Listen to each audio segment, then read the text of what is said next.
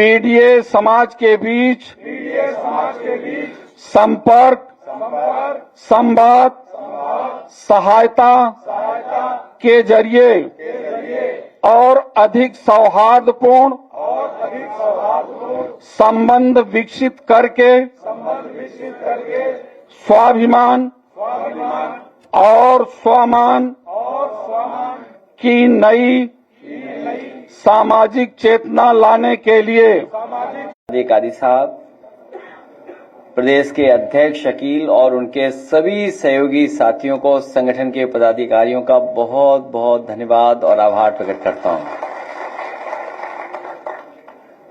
Samajwadi party का बहुत महत्वपूर्ण संगठन है और संगठन में जो हमारी आपकी बातचीत हुई है, एक दूसरे ने जो सुझाव दिए और कुछ साथी लिख करके भी देके जाएंगे, हम समाजवादी पार्टी के लोग उन तमाम सुझावों को अमल करेंगे। उन सुझावों के लेकर के हम पार्टी के लोग उनको कार्यक्रम भी बनाने का काम करेंगे। मैं धन्यवाद देता हूं अपने संगठन के लोगों का कि जिन्होंने ये संकल्प लिया है कि अपनी वोटर लिस्ट को सुधारने का काम करेंगे। भारतीय जनता पार्टी की साजिश, षड्यंत्र और समय समय पर जो लगातार चुनाव में धांधली करते हैं, उस धांधली को रोकने के लिए, अपनी वोटर लिस्ट को ठीक करने के लिए हम लोग गांव में, गली में, मोहल्लों में जाकर के अपने साथियों के जिनके वोट छूट गए हैं उनके बनवाएंगे। और जो फर्जी वोट भारतीय जनता पार्टी ने बनवा रखे हैं, कोई बूथ ऐसा भारतीय जनता पार्टी का नहीं है जिसमें फर्जी वोट उन्होंने बनाए हों। उन वोटों पर भी आपत्ति करने का काम हम मिलकर के करेंगे। सोने का भाव 1 लाख से ऊपर चला गया है। सोने का भाव 1 लाख रुपए से ऊपर पहुंच गया 1 तोला। यह है भारतीय जनता पार्टी का सबका साथ सबका विकास। आप सोचिए, गरीब परिवार में अगर कोई शादी हो तो अपने परिवार की बेटी के लिए एक सामान भी खरीद करके गरीब परिवार का सदस्य नहीं दे सकता। उसके माँ बाप, पिता अगर कुछ देना चाहेंगे तब भी नहीं दे पाएंगे। और लगातार ये सरकार कह रही कि हम विकसित भारत बनाएंगे।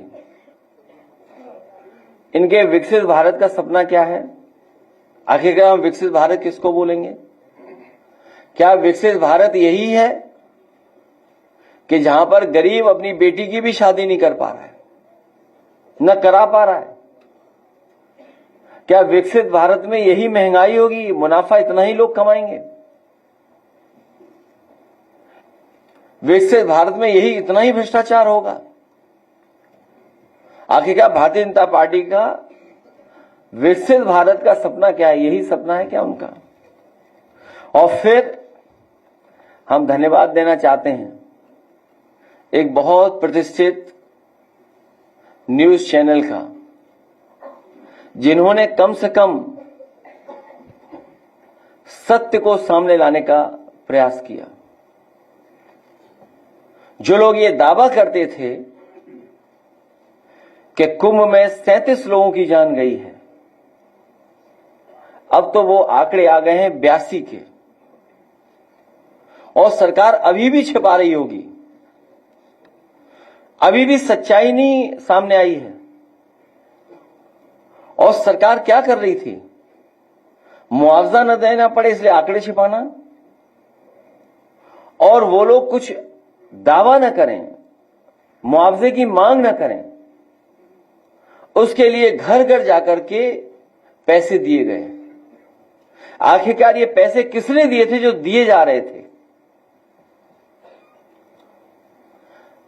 आखिरकार कुंभ में जिन लोगों की मृत्यु हुई है, मृत्यु के बाद जो सरकार ने मुआवजा तय किया था, आखिरकार कैश कौन देने जा रहा था? ये कैश किसका था? और अगर वो नहीं दे पाए वहां पहुंच करके उस परिवार में, तो आखिरकार वो नकदी वापस किसको मिल गई? जो लोग ऐसे पवित्र काम में झूठ बोल सकते हैं, वो किसी भी आंकड़े में झूठ बोल सकते हैं। इसलिए जहां हमें वोटर लिस्ट के लिए सावधान रहना है, वहीं आने वाले समय में सेंसस भी होने जा रहा है। अब तो तारीख भी आ गई है। हम सब मिलकर के और सब लोगों को मिलकर के उसके लिए भी सावधान रहना पड़ेगा। पता नहीं कौन से आंकड़े सरकार दे दे, क्योंकि भारतीय जनता पार्टी के आंकड़ों पर किसी को भरोसा नहीं है। जो बुनियादी सवाल हैं, किसान की तरक्की, खुशहाली, उसकी आय दोगुनी होना, हर फसल की कीमत मिल जाना, किसान की जरूरत की चीजों को सस्ता उपलब्ध कराना, समय पर उपलब्ध कराना, सरकार का कोई ध्यान नहीं उस तरफ।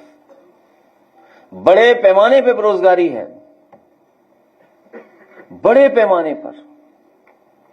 इन्होंने रोजगार और नौकरी के सर्टिफिकेट नहीं दिए हैं। सच्चाई यह है कि 8 साल के लखनऊ और दिल्ली के काम करने के तरीके ने, आर्थिक नीतियों ने बड़े पैमाने पर बेरोजगार बनाने का काम किया है। पढ़े लिखे नौजवानों को बेरोजगार बना दिया। सही तरीके से काम होता तो करोड़ों लोगों को नौकरी मिल जाती। और अपना ही घोषणा पत्र अगर ये बार बार पढ़ते तो लाखों का आंकड़ा नहीं देना पड़ता, करोड़ों का आंकड़ा देती है। इसलिए भारतीय जनता पार्टी की हर बात झूठी है। मैं सभी अल्पसंख्यक सभा के सदस्यों का, राष्ट्रीय अध्यक्ष जी का, प्रदेश अध्यक्ष जी का, उनके साथ है उस संगठन के लोगों का और उनके साथ जितने भी संगठन में लोग काम कर रहे हैं उनका मैं बहुत बहुत धन्यवाद और आभार प्रकट करता हूं।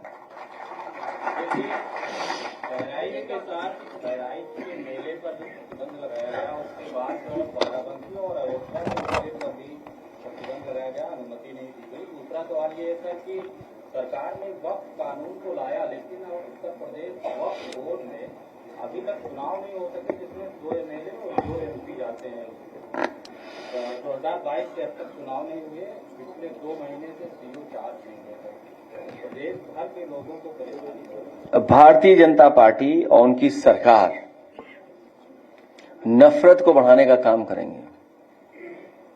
जो परंपरागत हमारे मिली जुली संस्कृति का, हमारे जो आपसी मेल के स्थान या मेले, उनको जानबूझ करके रोकना चाहती है।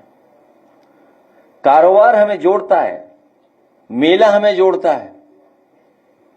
एक कारोबार के खिलाफ लोग हैं, खुशियों के खिलाफ लोग हैं। मेले में क्या है, मिठाई खाने लोग जाते हैं, थोड़ा कारोबार करते हैं गरीब के लोग, झूला झूलते हैं। यानी क्या लेना देना झूला झूलने से? कोई मेला ऐसा नहीं होता जहां पर झूला न लगता हो, मिठाई ना मेले में हो। और गरीब लोगों का मेला होता है, मिलने का स्थान होता है, कारोबार का स्थान होता है, और हजारों साल से लगे हुए मेले जहां एकता का संदेश जाता है, मिलकर के रहते हैं लोग, जहां पर एक दूसरे के प्रति सम्मान बढ़ता है, एक दूसरे से जुड़ने का मौका मिलता है, उस हर चीज से भारतीय जनता पार्टी के खिलाफ है। इसीलिए मैंने सवाल पूछा कि जो 37 का आंकड़ा बता रहे थे अब 82 का आंकड़ा हो गया है। अगर हमारे ये सब पत्रकार निकल पड़े जिस तरीके से उस बड़ी संस्था ने, प्रतिष्ठित संस्था ने रिसर्च करके, समय लगा करके, रिस्क लेकर के ये आंकड़े सामने लाने का काम किया है, अगर ये हमारे साथी भी निकल पड़े तो इस सरकार की पूरी पोल खुल जाएगी। सरकार कहीं मुंह दिखाने लायक नहीं बचेगी। ये कैश आया कहां से जो दिया जा रहा था? हमारे बहुत सारे साथियों पे जांच हो जाती है, आप पे भी कईयों पे छापा पड़ जाता है। ये कैश आया कहां से? और जिनमें वो कैश वितरित हो पाया है, जहां मान लीजिए वितरित नहीं हो पाया, वो कैश वापस गया किसके हाथ में? नकदी कैश आप दे कैसे सकते हैं? किस नियम के तहत आप नकदी दे रहे हैं? नकदी देने का निर्णय किस नियम के तहत हुआ है? नकदी का वितरण किसके आदेश पर हुआ है? वितरण तो बताया, भूल जाइए कि वितरण क्या हुआ, चलो किसी को कुछ पहुंचा। आखिर किसके आदेश पर हुआ है? ये कौन है जो नकदी बंटवा रहा है? क्या नकदी बांटने में अनियमितताएं नहीं हुई होंगी? जो वापस आया होगा, जो देने गए वो अपनी जेब में रख लिया होगा। और मृत्यु के कारण भी नहीं बता रहे हैं लोग। आखिर क्यों सरकार कर रही? इन सवालों से सरकार क्यों बचना चाहती है?